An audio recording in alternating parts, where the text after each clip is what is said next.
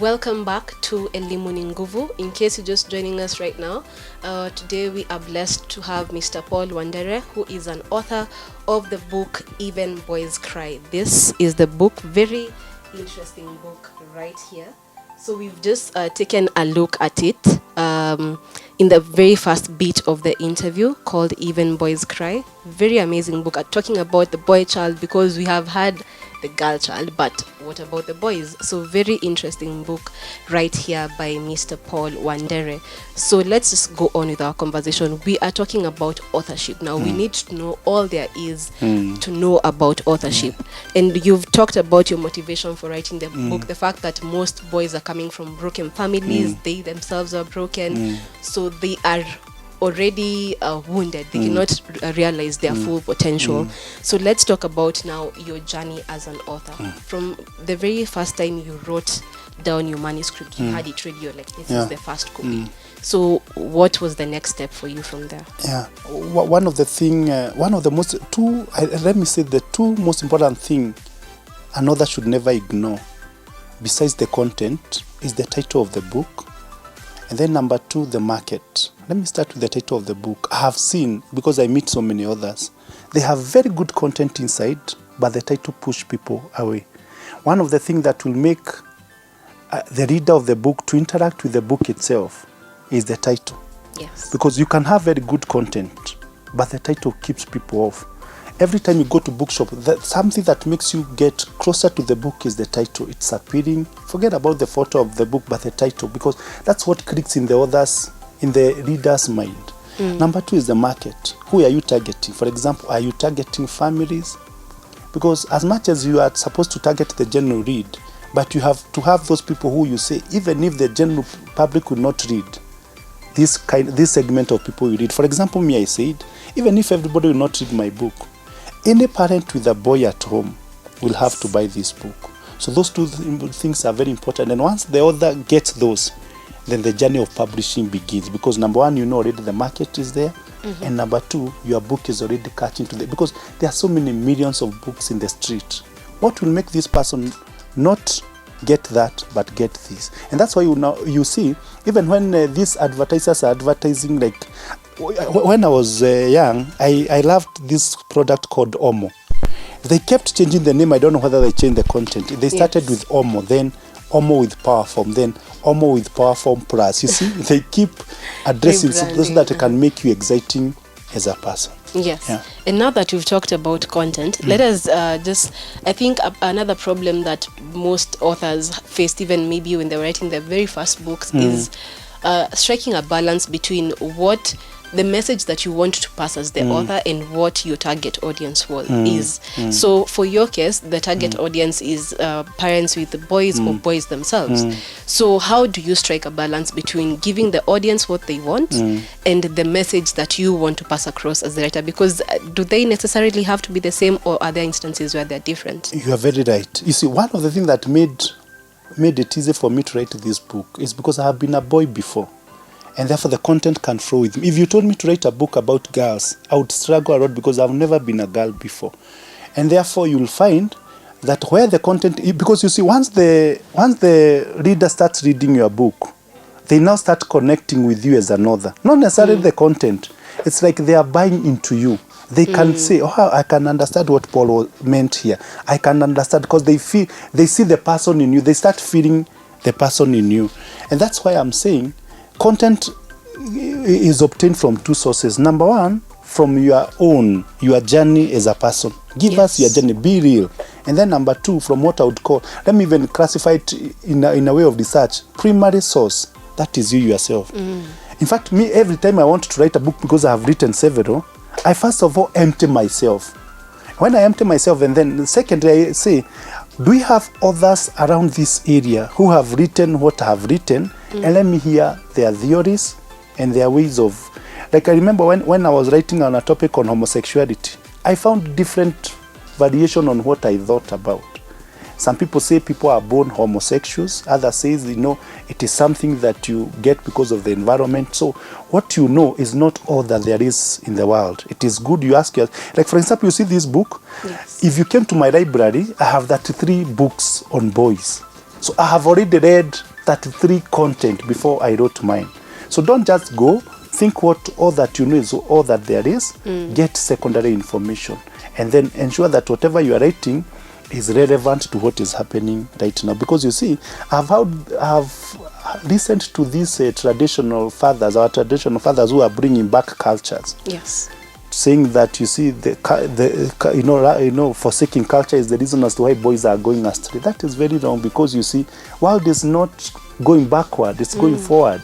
I'm so sure even if our grandfathers were living today, they will not be wearing shukas, because fashion is also part of life. So you get to listen to what is happening. Is it westernization that is causing? Is it exposure to knowledge? You have also to be conversant with what is happening in the trading environment. So three things: primary source, listen to the content you have, the conviction you have, listen to what people in your jurisdiction of writing, if it is boys, if it is girls, if it is story, what they are saying, and then thirdly, it's also being apt to what is happening in the trading issues. All right. Yeah. So you get your primary source, which is yourself, Exactly. the secondary source, which is now other information, Exactly. and then Related how to your relevant it is. Exactly. Okay, so assuming that I am an upcoming author, I have done all those things. So I have my manuscript, the title, check. Exactly. The content is okay and the relevance is okay. So what is the next step? If I have my first manuscript, who should I approach? What should I do? It depends with there are two approaches you can pursue. Number one is self-publication. Self-publication is where you go to a lady there, tell her to type for you. So now whatever you had written with a pen on a pencil is already typed. Yes. Once it is typed, the second person you should approach is a person called an editor. An editor is to make sure that your grammatical issues is right, your typos are well corrected, so that by the end of the day, you may even find 100 pages book may even end up becoming 60, because some of the ideas you'll be told you repeated yourself. Whatever you said in chapter 3 seems to be repeated in chapter 7. So after that, he or she can also tell you, add this. There is a disconnection between chapter 1 and chapter 7. That is the work of an editor. Probably somebody who can charge you in a market range of 20,000 to 30,000. After that is done, now you have a book in raw data. Yes. The third place to go from an editor is to go to a designer. The designer is supposed to design, if there is any pictorial, like you see even Boys Cry book has pictorials. If you feel like you want some pictorials to speak more. Why my book has pictorials? Because the age it is addressing is for boys. Boys connect very well with pictures. Yes. So the work of a designer is to design for you the cover that will connect with the content in the book. You see, like my book, even Boys Cry, has a lion crying. Yes. It is rare for lions to cry because they are said to be bold. The same case, boys are told they should never cry, while in the real sense they also go through challenges. So he gives you the image of a picture he wants you to have, how your book should look like, and then also arrange your interior. One of the things I've realized of late, let your book not be very boring to read. It can be boring because of two areas. Number one, the font. There are some fonts that are very boring to read, that are not appealing to they look like it's a letter from a principal or a letter from a chief. Yes. So the font, they'll help you to do, and then also the interior decoration. Very important. There is a book I'm reading currently, I can't remember the name, but I love what is making me to flow with it. It is the interior decoration. You see a flower there, you feel very good. You see a cup there. Yes. That's what I'm talking about. So from a designer now, you can now approach these publishers. And whatever I'm talking about now, these publishers could be Moran, Yes. or these renowned publishers. You can tell them, what they'll ask you is, do you already have your manuscript ready? Manuscript means you have already done everything. The only thing they do is to put it in a machine for books to run. Or they can tell you, we don't want to go that way. Bring your work as it is. We'll do the design for you. We'll do the editing for you. And that's the route that even Boys Cry followed. I had a reason for me following that because I had already done self-publishing. So I know the advantages of unaenda unaambia huyu do for me this editing. Tunamalizana na wewe. Now, I look for another person, design for me. And then I go to a guy and tell him, how much would you charge me to print the first 100 books? And anakwambia 30,000. People love that way. It has advantages, it has disadvantages. Giving the publisher the whole work has advantages. And so there are two ways: corporate publishing, where they do everything, or self-publishing, where you do things bit by bit. until you get established. I think we also need to talk about the issue of the finances, because maybe there is somebody who might be watching and they are maybe fresh out of campus, or they do not really have that much capital to spend on publishing a book. So what would you say is the more manageable sum of money that I would need if I want to publish a book? Considering it's my first book, I do not have all that much money to spend. You'll be very amazed to realize that my first edition of Even Boys Cry, I only had 5,000. And by God's grace, a friend of mine, and that's why I talked about market. The time I wrote this book was during the circumcision period. Even with 5,000, I produced, I think, 100 copies, because the person who published for me gave me installment and on credit. You'll be very much shocked. Having spent 5,000, I sold books worth 70,000 that particular day. So nobody is writing a book so that you can go and stock it in the market. I have seen so many others who published the first 100 books, maybe with small capital. But remember, this is money you have already invested somewhere and you need to get it back. So as long as the market is right, you can even spend as least as 10,000 to get the first 5 books. I know of a lady, other friend of mine, she just did 3 copies. She had a network of a person in media. Went and got an interview. People called and demanded for 1,000 books. So it can start, directly opposite, or direct where you start with 100 or 2,000. The question is, do you have a market where already having invested 100,000, you'll recoup it back? That is the question. So you can even start with 10,000. I know of self-publishers who can help you get the first 20 books, the first 50 book, with a minimum of 20,000, you are good to go. Yes. So even as we wind up our conversation for today, what other publications have you had besides Even Boys Cry? I have 6 books now.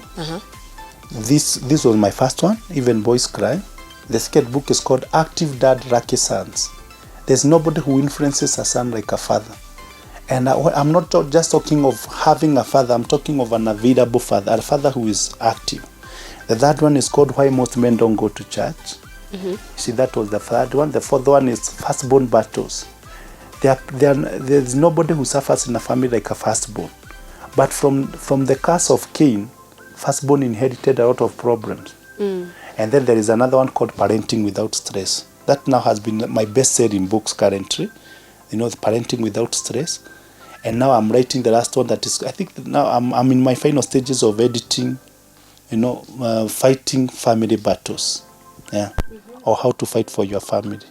Yeah. I think those are all very interesting books. Yeah. There is something for everyone. Exactly. There's parenting, there's something for the boy child also. There's a lot for everyone. So you can't miss to get a copy of any of the books. And the last one is called Wisdom for Girls. Oh, all so right. that I balance with the boys. So thank you. I was girl child to come up. Wisdom for Girls. All right, so lastly, what would you say if you had the chance to do your life over again and you were speaking to the maybe 20-year-old you or the younger you who's publishing your very first book? What would you say to the younger you who was an upcoming writer? I would tell them to write on qualified mentors. Moran was the best thing I found. I would say that 100 times because they made me polished. They made me an authority in authoring, and they gave me insights that I had ignored from my previous. You see, somebody told me this and I love it. He told me that God will only be giving you a platform once. How you utilize it is what matters. David had only one opportunity to fight Goliath. If you would have messed with the tactics, and that's why he came up polished. Let them approach, recognized publishers. And by the way, for example, let me give you a very good example. Moran is just across Ngara. Just go visit them, tell them I want to write a book. You may be very shocked to realize you'll be given free advice. They don't charge at consultation fee. The information they give you, run with it and start there. Please don't start ignorantly because you led ignorantly also. Okay, so get the information from legitimate publishing companies. All right, Sawa. Thank you so much, Paul, for making time for us here on Elimu. I mean, it has been so much fun. We have learned a lot about writing and what I need to do even as an upcoming author, and I have my manuscript. So thank you so much for your time. Thank you, Purity. That has been this week's episode of Elimu ni Nguvu, and I hope that even if you're a young person watching us out there and you are an upcoming author, you now know what you need to do and what you also need to consider when writing the content for your book and the people that you need to approach to help you publish your content. My name is Priti Mokuhe, and I will see you next week on Tuesday at 8 p.m. for more amazing stories on matters career and education right here on Elimu ni Nguvu.